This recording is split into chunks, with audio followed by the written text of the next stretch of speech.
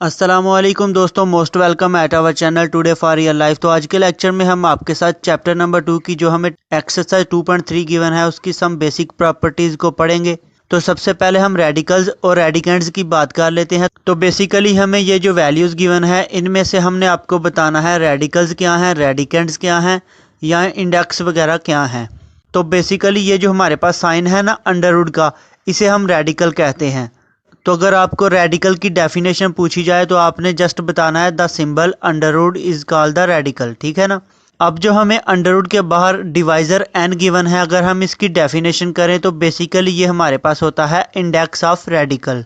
और जो हमें एक रियल नंबर a गिवन है अंडर रूट के नीचे, उसे हम कहेंगे रेडिकेंड, या दूसरे अल्फाज में हम उसे बेस भी कह सकते हैं। तो दोस्तों नेक्स्ट हम डिस्कस कर लेते हैं कि हम रेडिकल फॉर्म को एक्सपोनेंशियल फॉर्म में या एक्सपोनेंशियल फॉर्म को रेडिकल फॉर्म में कैसे चेंज करते हैं। तो बेसिकली ये जो हमें फर्स्ट इक्वेशन गिवन है ये हमारे पास रेडिकल की फॉर्म में है, यानी कि जजर की फॉर्म में हमें गिवन है।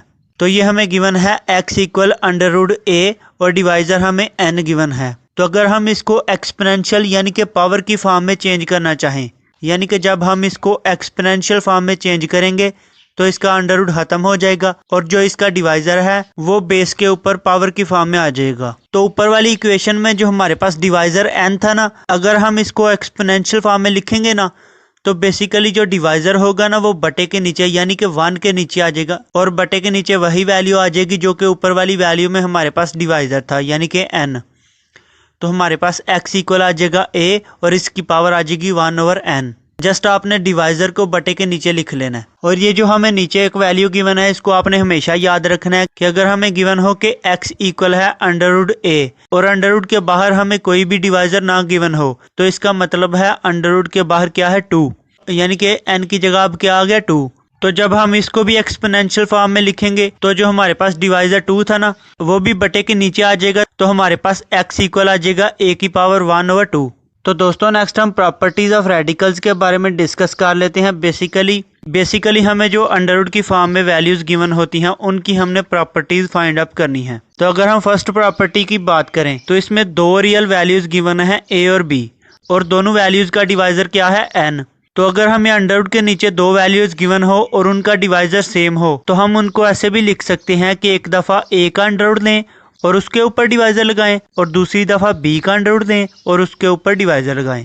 इसी तरह अगर हम सेकंड प्रॉपर्टी की बात करें तो अगर हमें दो वैल्यूज अंडर रूट के अंदर बटे की फॉर्म में गिवन हो जैसे कि यहाँ पे गिवन है और दोनों का डिवाइजर क्या है n, तो इसको भी हम ऐसे लिख सकते हैं कि एक दफा a का अंडर रूट लें और इसका डिवाइजर n लगाएं और बटे के नीचे दूसरी दफा b का अंडर रूट लें और उसका डिवाइजर n लगाएं। तो दोस्तों अगर हम पार्ट नंबर 3 की बात करें तो इसमें हमें अंडर रूट के नीचे एक रियल वैल्यू गिवन है a। इसके बेसिकली दो डिवाइजर हैं m और n। तो अगर हम इन दोनों अंडर रूट को एक अंडर रूट की फॉर्म में लिखना चाहते हैं तो हमें दोनों डिवाइजर को इकट्ठे करके लिखना होगा, यानी कि m और n इकट्ठे हो जाएंगे और हमारे दोनों अंडर रूट एक अंडर रूट की फॉर्म में चेंज हो जाएंगे और अंडर रूट के नीचे हमारे पास a आ जाएगा। अब हम पार्ट नंबर 4 की बात कर लेते हैं। तो इसमें हमें जो अंडर रूट के नीचे रियल वैल्यू गिवन है ना a, अगर इसकी कोई पावर गिवन हो ना तो उसको हम क्लोज ब्रैकेट्स के बाहर भी लिख सकते हैं, जैसे कि नेक्स्ट आपको लिखा हुआ नजर आ रहा है कि हमें गिवन है अंडर रूट a और इसका डिवाइजर n गिवन है और जो a की पावर थी उसे हमने क्लोज ब्रैकेट्स के बाहर लिख लिया। अब हम पार्ट नंबर 5 की बात कर लेते हैं। तो अगर हमें डिवाइजर और जो a की पावर हमें गिवन होती है अगर दोनों सेम हो ना तो हमारे पास जो आंसर आएगा वो a आ जाएगा,